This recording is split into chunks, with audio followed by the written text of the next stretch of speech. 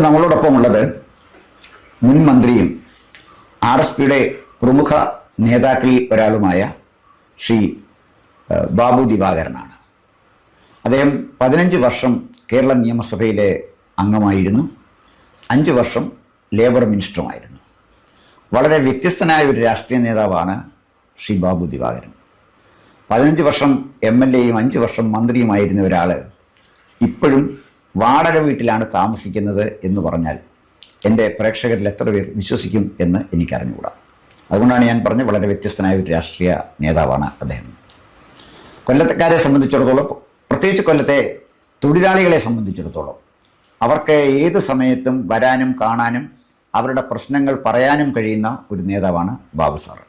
അതുകൊണ്ട് ബാബു സാറിനെ അവരുടെ മനസ്സിലേറ്റിയ ഒരു രാഷ്ട്രീയ നേതാവാണ്, ഒരു തൊഴിലാളി നേതാവാണ്. ഇന്ന് അദ്ദേഹമാണ് നമ്മളോടൊപ്പം ഉള്ളത്. ജനഭൂമി പ്രേക്ഷകർക്ക് വേണ്ടി സർ അങ്ങേ സ്വാഗതം ചെയ്യാം.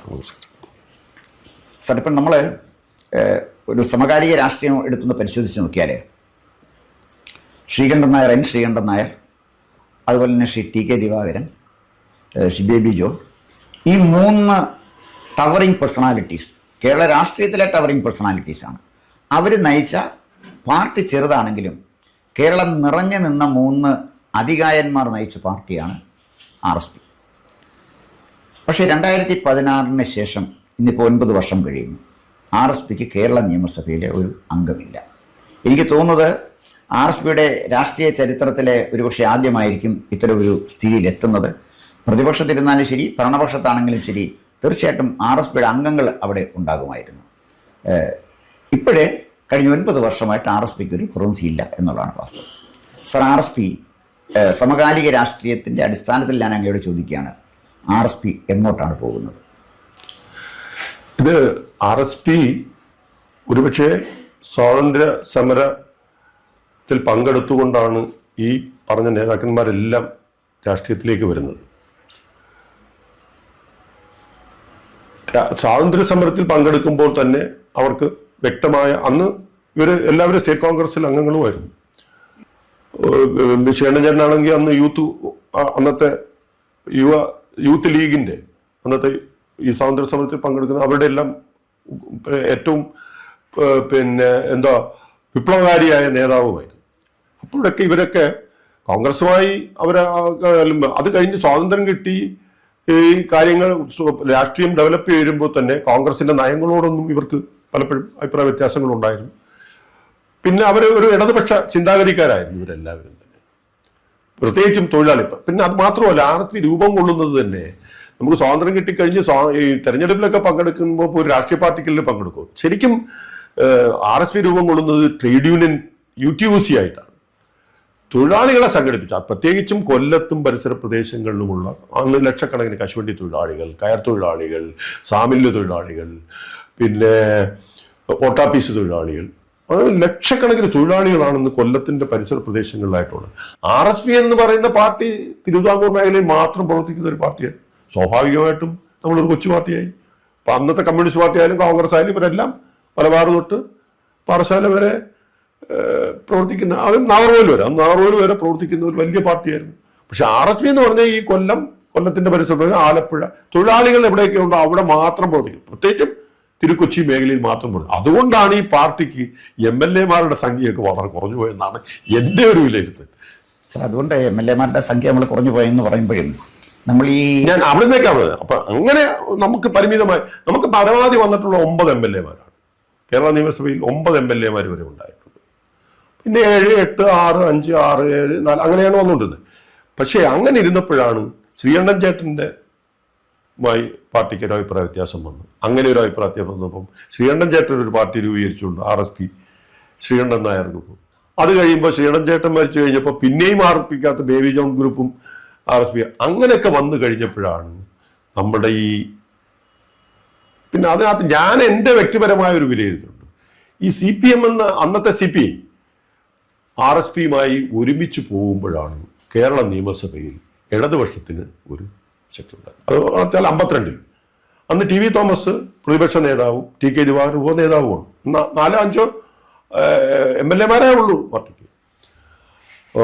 പക്ഷേ 57-ൽ വന്നപ്പോൾ 52 ഒരുമിച്ച് പ്രതിപക്ഷ നേതാവായിട്ട് 57 വന്നപ്പോൾ ഒരുമിച്ച് മത്സരിച്ചിരുന്നെങ്കിൽ ഒരു കേരളത്തിന്റെ ഈ രാഷ്ട്രീയ ചിത്രമേ മാറുമായിരുന്നു. ഞാൻ വിശ്വസിക്കുന്ന ഒരാളാണ്. ഒറ്റ ഒരു സീറ്റിന്റെ തർക്കത്തിലാണ് 57 മുന്നണി ഉണ്ടാകാതെ പോയത്. അത് കൊല്ലം സീറ്റാണ്. കൊല്ലം സീറ്റ് അന്നേരം അച്ഛൻ സിറ്റിംഗ് MLA ആണ്. പക്ഷേ CPI കടുംപിടുത്തം പിടിച്ചു. ആ സീറ്റ് CPIക്ക് വേണം. അത് ചിത്രരഞ്ജൻ സാറിന് മത്സരിക്കാൻ വേണ്ടിയാണെന്നാണ് ഞാൻ കേട്ടിട്ടുള്ളത്.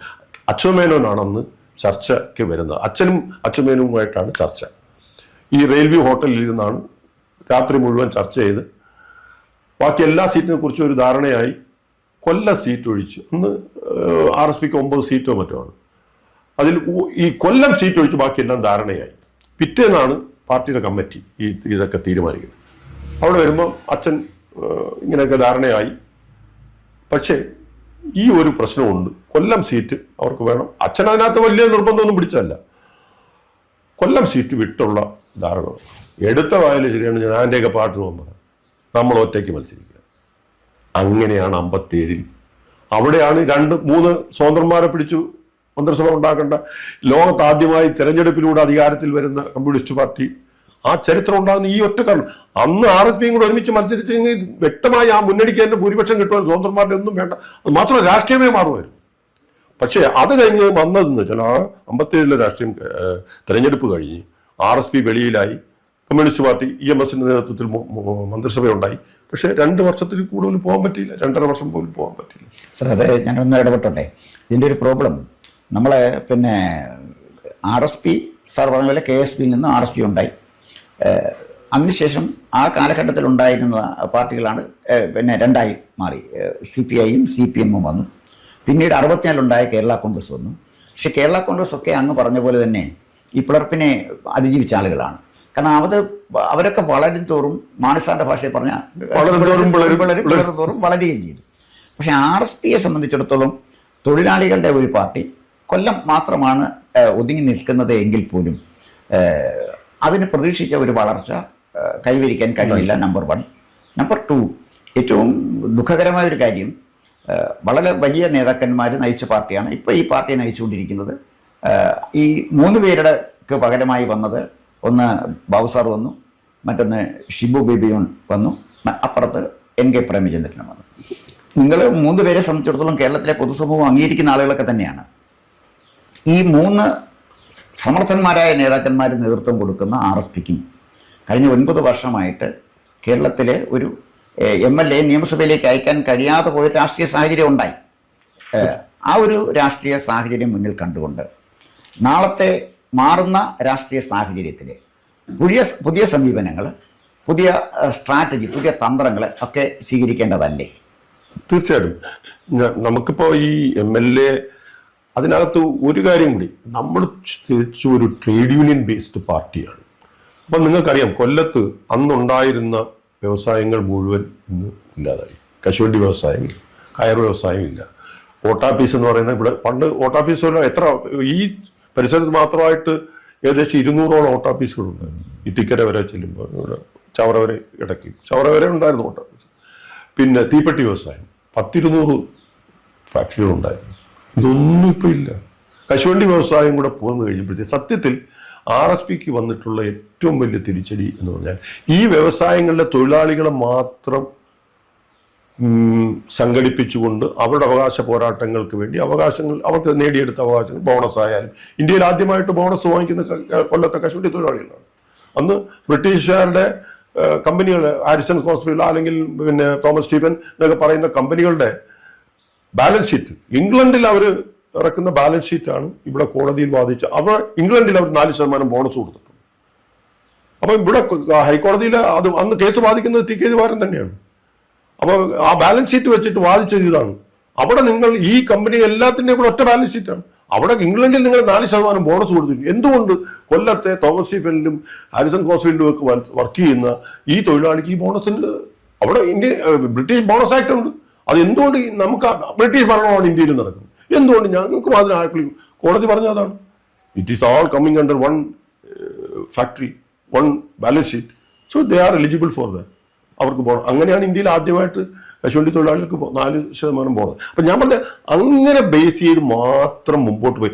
യുവജന സംഘടന പേരിന് മാത്രമേ ഉള്ളൂ, പിന്നെ മറ്റ് സംഘടന പോലെ ട്രേഡ് യൂണിയൻ ആയിരുന്നു. പക്ഷെ ആ ട്രേഡ് യൂണിയൻ ബേസ് മുഴുവൻ ഇന്നിപ്പോൾ അതിൻ്റെതായ ഒരു പോരായ്മ RSPക്ക് ഉണ്ട്. സാർ, അപ്പോൾ ഇത് നമ്മളിപ്പോൾ ശരിക്കും ആ സ്ഥലം അങ്ങ് പറഞ്ഞോട് യോജിക്കുന്നു. ട്രേഡ് യൂണിയൻ്റെ ഫാക്ടറികൾ നശിച്ചു, അല്ലെങ്കിൽ ഇല്ലാതായി. ട്രേഡ് യൂണിയൻ്റെ ഒരു സാധ്യത കുറഞ്ഞു വന്നു. പക്ഷെ അങ്ങനെ വരുമ്പോഴേ സമകാലിക ഇന്ത്യൻ രാഷ്ട്രീയവും കേരള രാഷ്ട്രീയവും ഒന്ന് നമ്മൾ പരിശോധിച്ച് നോക്കിയാൽ ഇവിടെയുള്ള വലിയൊരു പ്രശ്നം, ഇപ്പോൾ ഇന്ത്യൻ രാഷ്ട്രീയത്തിൻ്റെ ഫോക്കസ് മാറുകയാണ്. ഫോക്കസ് മാറി ഹിന്ദുത്വ രാഷ്ട്രീയം വന്നു. നരേന്ദ്രമോദി അധികാരത്തിൽ വന്നു. 2014 അധികാരത്തിലെത്തി നരേന്ദ്രമോദി ഇന്നും തുടരുകയാണ്. ശക്തമായൊരു പ്രതിപക്ഷമാകാൻ പോലും കോൺഗ്രസിന് നിർഭാഗ്യവശാൽ കഴിയുന്നില്ല എന്നുള്ളതാണ് വാസ്തവം. 99 പേരുണ്ട് എന്നുള്ളത് കൊണ്ട് തന്നെ കാരണം അവിടെ തന്നെ അവർ ഡിസ്യൂണൈറ്റഡ് ആണല്ലോ. കഴിഞ്ഞ പിന്നെ സെഷനിൽ പ്രതിപക്ഷ നേതാവ് ഇല്ലായിരുന്നു. അപ്പോൾ ഇവിടെ ഉള്ള ഒരു പ്രോബ്ലം എന്താണെന്ന് വെച്ചാൽ, നമ്മളിപ്പോൾ ഇന്ത്യൻ രാഷ്ട്രീയം അങ്ങനെ മാറുമ്പോൾ അതിൻ്റെ ഭാഗമാണല്ലോ കേരളം. ഈ മാറി വരുന്ന ഇന്ത്യൻ രാഷ്ട്രീയം, അതായത് ഹിന്ദുത്വ രാഷ്ട്രീയത്തിൻ്റെ വെളിച്ചത്തിൽ കേരള രാഷ്ട്രീയത്തിൽ എന്ത് മാറ്റങ്ങളാണെന്ന് പ്രതീക്ഷിക്കുന്നത്? കേരളത്തിൽ വന്നിരിക്കുന്ന ഒരു മാറ്റം എന്ന് ഞാൻ കാണുന്നത്, ഇപ്പം മോഡിയുടെ നേതൃത്വത്തിൽ വടക്കേ ഇന്ത്യയിൽ വലിയ ശക്തി പ്രാപിച്ചു വരുന്ന ആ ഒരു മൂവ്മെന്റിനെ സത്യത്തിൽ കേരളത്തിൽ മാത്രമേ ഉള്ളൂ ഫലപ്രദമായി തടഞ്ഞു നിർത്തിയിരിക്കുന്നത്. അത് ഇവിടുത്തെ പുരോഗമന ചിന്താഗതിക്കാരും മതേതര വിശ്വാസികളായിട്ടുള്ള വലിയൊരു ജനസംഖ്യ, പിന്നെ ന്യൂനപക്ഷങ്ങൾക്ക് കുറെ കൂടെ ശക്തി പ്രാപിക്കാൻ കഴിഞ്ഞ ഒരു സംസ്ഥാനമാണല്ലോ കേരളം. സ്വാഭാവികമായും ന്യൂനപക്ഷം ഈ മത അടിസ്ഥാനത്തിൽ ഒരു രാഷ്ട്രം വരുന്നതിനെ ശക്തിയുക്തം അവർ എതിർത്തല്ലേ അവർക്ക് ഒക്കുള്ളൂ. എന്തൊക്കെ നമ്മൾ പറഞ്ഞാൽ രാഷ്ട്രീയമായ അതിനെ എതിർത്തേ ഒക്കുള്ളൂ. അപ്പൊ അങ്ങനെ വരുമ്പോൾ ഇപ്പം RSPക്കൊക്കെ ഉണ്ടായിരിക്കുന്ന ഒരു തൊഴിലാളി വർഗത്തിൻ്റെ ഇടയിൽ പോലും ഈ മതത്തിൻ്റെയും വിശ്വാസത്തിൻ്റെയൊക്കെ അടിസ്ഥാനത്തിൽ തൊഴിലാളികളെ പോലും സംഘടിപ്പിക്കുന്ന ഒരു രീതിയിലേക്ക് വന്നുകൊണ്ടിരിക്കുകയാണ്. വലിയ വെല്ലുവിളിയാണത്. ഇപ്പം ഞാൻ ഈ നിലമ്പൂര് തന്നെ അവിടെ നമ്മൾ ഇതുപോലെ ഇൻ്റർവ്യൂ ഒക്കെ പല വന്നപ്പം നമ്മൾ പറഞ്ഞതാണ്, ഇന്നിപ്പം ഏത് പഞ്ചായത്ത് വാർഡിൽ പോലുമുള്ള തെരഞ്ഞെടുപ്പെല്ലാം മതാടിസ്ഥാനത്തിലും ജാതിയുടെയും മതത്തിൻ്റെ അടിസ്ഥാനത്തിലേക്ക് മാറിക്കൊണ്ടിരിക്കുന്നു. അത് വലിയ അപകടകരമായ ഒരു സ്ഥിതിയിലേക്ക് പോകുന്നു എന്നാണ് ഞങ്ങളെപ്പോലുള്ള പാർട്ടികൾ വിശ്വസിക്കുന്നത്. RSP വിശ്വസിക്കുന്നതാണ് ഈ മതത്തിൻ്റെ, നമ്മുടെ മതത്തിൻ്റെ പാട്ടിന് വിട്ട് രാഷ്ട്രീയമായി നിൽക്കണം. അങ്ങനെ വരും. പക്ഷേ വടക്കേ ഇന്ത്യയിലെ കോൺഗ്രസിൻ്റെ പിന്നെ തോൽപ്പിച്ചുകൊണ്ട് BJP ഇങ്ങനെ കടന്നാക്രമണം നടത്തുമ്പോൾ അവരൊരു മതാടിസ്ഥാനത്തിൽ തന്നെയാണ് പോയിക്കൊണ്ടിരിക്കുന്നത്. പക്ഷേ ഈ കേരളത്തിൽ മാത്രമാണ്, ഒരുപക്ഷെ തമിഴ്നാടിൽ, കർണാടകയിൽ ടു എൻ എക്സ്റ്റെൻറ്റ്, തെക്കേ ഇന്ത്യയിൽ മാത്രമാണ് ഒരു ചെറുത്തുനിൽപ്പ് പോലും സാധ്യമാകുന്നത്. സാറേ, മതത്തിൻ്റെ അടിസ്ഥാനത്തിൽ നമ്മൾ പോകുമ്പോൾ തന്നെ ഉണ്ട് ഒരു പ്രശ്നം. ഇപ്പം നിലമ്പൂർ ഇലക്ഷൻ കഴിഞ്ഞു, UDF വളരെ കംഫർട്ടബിൾ മെജോറിറ്റിയിൽ ജയിക്കുകയും ചെയ്തു. അങ്ങനെ വരുമ്പോൾ തന്നെ ഈ മതത്തിൻ്റെ അടിസ്ഥാനം എന്ന് അങ്ങ് പറയുമ്പോൾ തന്നെ UDF അവരോടൊപ്പം കൂട്ടിയിരിക്കുന്നത് ജമാഅത്തെ ഇസ്ലാമി, അല്ലെങ്കിൽ ജമാഅത്തെ ഇസ്ലാമി സ്പോൺസർ ചെയ്യുന്ന വെൽഫെയർ പാർട്ടി, ഒരു ഭാഗത്ത് മുസ്ലിം ലീഗ്. CPM-നെ സംബന്ധിച്ചിടത്തോളം, ഇടതുപക്ഷ മുന്നണിയെ സംബന്ധിച്ചിടത്തോളം അവർ കൂടെ നിർത്തിയിരിക്കുന്നത് INL-ഉം അതുപോലെ തന്നെ ഇപ്പോൾ PDP-യും. അപ്പോൾ രണ്ട് പ്രധാന മുന്നണികൾ. അപ്പം അങ്ങ് കൂടെ അല്ലെങ്കിൽ RSP കൂടെ ഭാഗമായ UDF-ൻ്റെ കാര്യമാണ് ഞാൻ പറഞ്ഞത്. ഈ രണ്ട് പ്രധാന മുന്നണികൾ, UDF-ൻ്റെ പാർട്ടി മാത്രമല്ല LDF അങ്ങനെ തന്നെ, രണ്ട് മുന്നണികൾ സംഘടിത ന്യൂനപക്ഷ താല്പര്യങ്ങളെ പ്രീണിപ്പിക്കുമ്പോൾ സ്വാഭാവികമായി അതിൻ്റെ ഒരു പ്രതിഫലനം കേരള രാഷ്ട്രീയത്തിൽ ഉണ്ടാവില്ലേ? മതേതരത്വം ഉയർത്തിപ്പിടിക്കാൻ എത്ര കാലം കേരളത്തിലെ പൊതുസമൂഹത്തിന് കഴിയും? അതിൽ നമ്മൾ ജമാഅത്തെ ഇസ്ലാമി ഒരു മുന്നണിയിലെ ഘടകകക്ഷിയായിട്ടോ അതല്ല, അവർ വോട്ട് ചെയ്യാമെന്ന് പറയുമ്പോൾ നമ്മൾ വേണ്ടാന്ന് നമുക്ക് പറയാൻ നോക്കും. അതുപോലെ തന്നെ വെൽഫെയർ പാർട്ടിയാണ് അതിനകത്ത് ഇപ്പോൾ ഒരു പാർട്ടി എന്ന നിലയിൽ. Jamaat-e Islami is not a party, ഒരു രജിസ്റ്റേഡ് പാർട്ടിയല്ല, അവർ മതസംഘടനയാണ്. ഞങ്ങൾ വ്യക്തിപരമായി പറഞ്ഞാൽ RSP ഞങ്ങൾക്ക് അങ്ങനെ ഏതെങ്കിലും ഒരു മത പാർട്ടി, പക്ഷെ മുസ്ലിം ലീഗ് കഴിഞ്ഞ ഇത്രയും വർഷങ്ങളായിട്ട് അവർ തെളിയിച്ചു കഴിഞ്ഞിട്ടുള്ളതാണ് അവരൊരു മതാടിസ്ഥാനത്തെ പാർട്ടി അല്ല. മുസ്ലിം ലീഗ് എന്നാണ് പേരെങ്കിലും അവർ മതേതരത്വമായി എല്ലാ പുരോഗമന നയങ്ങളോടും വ്യക്തമായ പരിപാടികളോടും യോജിച്ചുകൊണ്ടാണ് ആ മുന്നണി സംവിധാനം. ഇത് രണ്ട് മുന്നണിയാണല്ലോ. ആ മുന്നണിയാകുമ്പോൾ നമ്മൾ വ്യക്തമായ പരിപാടികളുടെ അടിസ്ഥാനം അതിനോട് യോജിപ്പുള്ള പാർട്ടികളെ ചേർത്തുള്ള. പക്ഷെ ഇപ്പോൾ വന്നിരിക്കുന്നത് ഈ BJP ഒരു മതാടിസ്ഥാന പാർട്ടി എന്ന നിലയിൽ വലിയ ഭൂരിപക്ഷമുള്ള ഒരു മതത്തിൻ്റെ, പറയാമല്ലോ, ഇന്ത്യയിൽ മൊത്തം എടുത്താൽ കഷ്ടിച്ച് 12% താഴെയാണ് ഈ ന്യൂനപക്ഷങ്ങൾ എന്ന് പറയുന്നത്. ഈ മതാടിസ്ഥാനത്തിൽ നോക്കുമ്പോൾ മുസ്ലിമുകൾ എന്ന് പറയുന്നത്. കേരളത്തിൽ മാത്രമേ ഉള്ളൂ ഇപ്പോൾ ഒരു 28-30% വരുന്നത്. വേറെ ഏത് സംസ്ഥാനത്താണ് 10% താഴെയാണ് മുസ്ലിം. അപ്പം അങ്ങനെ ഒരു കടന്നാക്രമണം കിട്ടാവുന്ന എല്ലാവരെയും ചേർത്ത് നിർത്തിയല്ലേ ഇതിനെ ചെറുക്കാൻ നോക്കും. അതാണിപ്പോൾ നടന്നുകൊണ്ടിരിക്കുന്നത്. ഞാൻ അതിനോട് യോജിച്ചിട്ടല്ല. പക്ഷേ ഇങ്ങനെ ഒരു വലിയ കടന്നാക്രമണം കിട്ടാവുന്ന ചെറുതും വലുതുമായ എല്ലാ പ്രസ്ഥാനങ്ങളെയും യോജിപ്പിച്ചുകൊണ്ട് ഇതിനെ ചെറുക്കല്ല വേറെ മാർഗം എന്താ? അപ്പം അതുപോലും UP-യിലെ പോലും ബീഹാറിലും നടക്കുന്നില്ല. ബീഹാറിൽ ഇപ്പം അവിടെ പിന്നെ വേറൊരു പൊളിറ്റിക്സാണ്. ഹിന്ദുത്വത്തിൽ തന്നെയുള്ള ന്യൂനപക്ഷങ്ങളും ഭൂരിപക്ഷവും തമ്മിലുള്ള ഭൂരിപക്ഷ വർഗീയതയും ഭൂരിപക്ഷ ഹിന്ദുക്കളും ന്യൂനപക്ഷ ഹിന്ദുക്കളും തമ്മിലുള്ള തർക്കമാണ്. അതിപ്പോൾ ഈ ബീഹാറിലെ തെരഞ്ഞെടുപ്പ് കഴിയുമ്പോഴേ അത് നമുക്ക് അതിൻ്റെ വ്യക്തമായ ഒരു ചിത്രം കിട്ടും. UP-യിൽ ടു ആൻ എക്സ്റ്റെൻറ്റ്. പിന്നെ അത് മാത്രമല്ല, നമ്മൾ ഒക്കെ പറയുമ്പോഴും കേരളത്തിലെ പൊളിറ്റിക്സ് എന്ന് പറഞ്ഞാൽ കേരളത്തിലെ ഏതൊരു വോട്ടറും എടുത്താലും അവർ വിദ്യാഭ്യാസം നേടിയവരാണ്, അവർ ഈ കാര്യങ്ങളൊക്കെ മനസ്സിലാക്കുന്നവരാണ്. അതാണോ UP-യിലെയും ബീഹാറിലെയും ഒക്കെ ഗ്രാമഗ്രാമാന്തരങ്ങളിലുള്ളവർക്ക് ഇപ്പോഴും അവർക്ക് ഇതൊന്നും പറഞ്ഞാൽ മനസ്സിലാവില്ല.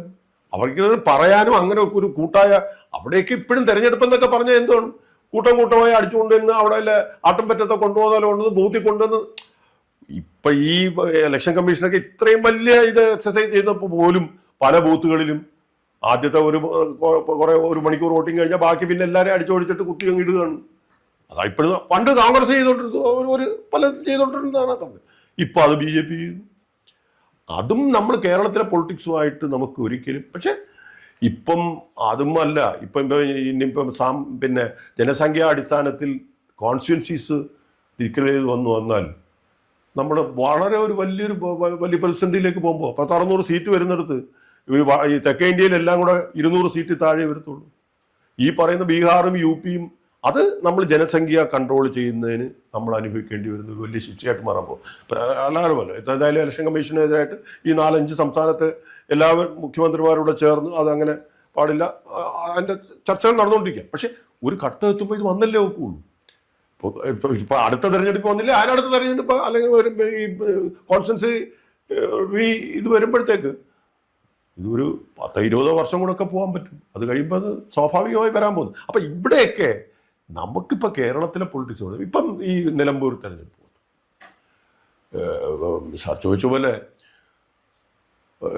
ജമാഅത്തെ ഇസ്ലാമി അപ്പുറത്തും ഇപ്പുറത്തും എല്ലാം മാറിയും തിരിഞ്ഞ് നിൽക്കുന്നവരാണ്. അവർ എപ്പോഴും എല്ലാ തെരഞ്ഞെടുപ്പിലും ഇങ്ങനെ. പക്ഷേ ഇന്ത്യയിൽ ഇപ്പോൾ പുതിയതായി ഡെവലപ്പ് ചെയ്ത് വരുന്ന ഒരു മതാധിഷ്ഠിതാണ് ഹിന്ദുത്വ രാഷ്ട്രം എന്ന ഒരു ഇതിലേക്ക് വളരെ വേഗത്തിൽ നീങ്ങിക്കൊണ്ടിരിക്കുമ്പോൾ സ്വാഭാവികമായും ഈ ന്യൂനപക്ഷ സംഘടനകളെല്ലാം അവരുടെ എല്ലാം നിലനിൽപ്പിൻ്റെ ക്വസ്റ്റ്യനാണ്. സ്വാഭാവികമാണ്. അവർ ആരൊക്കെയാണോ അതിനെ എതിർക്കുന്നവരോടൊപ്പം നിൽക്കും. അതാണ് ഇപ്പോഴും സംഭവിച്ചുകൊണ്ടിരിക്കുന്നത്. ഞാൻ പറഞ്ഞിപ്പം PDP-യും പിന്നെ അത് CPM-നോടൊപ്പം നിൽക്കുന്നതെന്ന് പറഞ്ഞാൽ BJP എതിർക്കാനാണ്. പിന്നെ സ്വാഭാവികമായിട്ടും കേരള പൊളിറ്റിക്സ് വരുമ്പോൾ കോൺഗ്രസും CPM-ഉം രണ്ട് മുന്നണിയും നേതൃത്വം കൊടുക്കുന്ന പാർട്ടികൾ എന്ന് പറഞ്ഞാൽ സ്വാഭാവികമാണ്. ഇപ്പം BJP ഇപ്പം മൂന്നാമതൊരു ശക്തിയായി വളർന്നു വന്നുകൊണ്ടിരിക്കുകയാണ്. സ്വാഭാവികമായും ഈ ന്യൂനപക്ഷങ്ങൾ അവരുടെ നിലനിൽപ്പിന് വേണ്ടി ചെറുത്തുനിൽപ്പിന് കൂടുതൽ വാർത്തകളും വിശേഷങ്ങളും നേരിട്ട് ലഭിക്കാൻ ജനങ്ങളിൽ നിന്ന് ജനങ്ങളിലേക്ക് ജനഭൂമി ന്യൂസ് സബ്സ്ക്രൈബ് ചെയ്യൂ. ബെൽ ബട്ടൺ അമർത്താനും മറക്കരുത്.